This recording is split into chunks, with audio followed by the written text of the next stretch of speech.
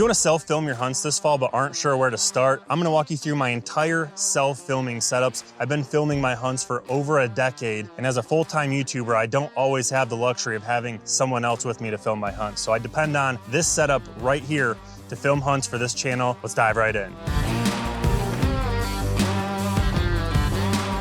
So as you can see, I'm up in the saddle, so I'll preface this whole thing with this is my self-filming setup out of the saddle. If you're in a tree stand, everything is just reversed. Everything just goes on the opposite side of the tree from where I put it. But we'll say I'm on my platform, I still have my backpack on, I got my tether connected and my lineman belt. The first thing I do when I get on top of my platform is I get tightened down to my tether and I take off my lineman belt. And that's what I'm actually gonna hang my backpack from. So I hook my carabiner back onto itself on the opposite side of the tree so it's out of the way. I'm right-handed, so I wanna hang my bag on this right side of the tree so that way it's not in the way of a shot. So I can go ahead and take that off. And I have this carabiner that I can hook my backpack onto, and I know it's gonna hold. Even if I have a lot of stuff in my backpack, it's gonna hold because it's a metal carabiner. It's the same carabiner I trusted my life with. And now I'm ready to continue setting up. From there, I open up my backpack, and the first thing that I pull out is my bow hanger and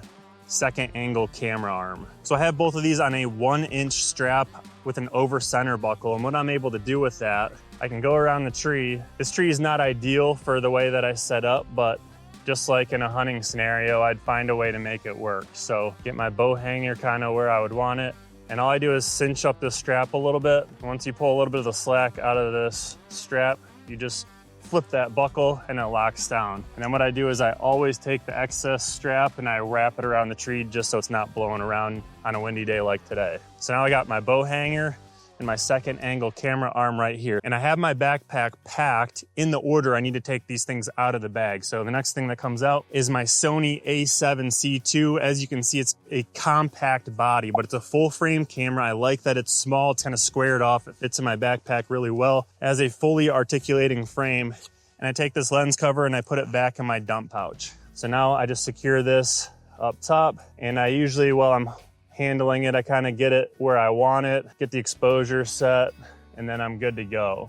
Kind of get the focus ready. And the lens I have on here right now is the Rokinon 14 millimeter. I think it's a 1.8. It's a really wide angle lens, great for having up in the tree. It's going to capture a very large area, you know, wherever the action is. At this point too, I would also turn on my microphone, which I'm recording with a different camera at this point in time. The DJI Mic 2, I would turn on right here. That's what I'm recording with right now though. So the next thing that comes out of my bag is I gotta have a place to connect my main camera arm. So here I have my 4th Arrow. This is their 3.0 Talon base. And these talons basically fold out. And when I'm in the saddle, I want this to be at about 2 o'clock, 3 o'clock, depending on how big this tree is. What you don't want to do is put it too far in front of you where that camera arm is sticking out into your stomach. So that way, if you're trying to get close to the tree, that camera arm is blocking you or preventing you from doing that. So I always put it probably about 2 o'clock is where I start, and then I see how that goes. And you have to play with the height to figure out what you like. It's all personal preference, but this is just what I do. And again, I have it on a 1-inch strap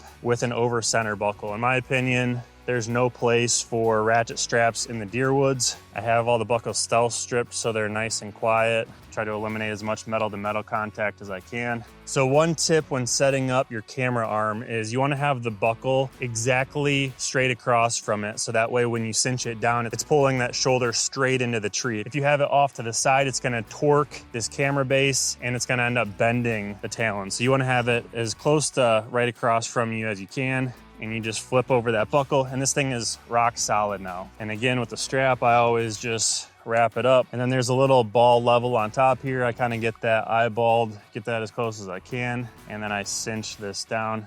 Now, once I get my base set, the next step would be to pull out my 4th Arrow arm. This is the Stiff Arm Pro, and on top I have a Manfrotto fluid head. And I just upgraded both of these things this year to handle a little bit heavier camera, but it simply drops down into that shoulder, and now I have a fully articulating camera arm to be able to self-film with. Again, at this point, I double checked the bubble level on the fluid head and make sure it's still good on the base as well. We're perfect right now. So the next thing I would do is reach in my bag and grab my Sony a7S III, which we're filming on right here. Super nice camera. It shoots 4K 120, 10-bit 422, has a fully articulating screen, which is super nice, and has really, really impressive low light capabilities. So that would go right on here, and then I'm good to go. And I kind of push that out of the way. The last camera thing that I do is I pull out my 360 camera and I put my cover in the dump pouch, and I have it on the selfie stick. And the selfie stick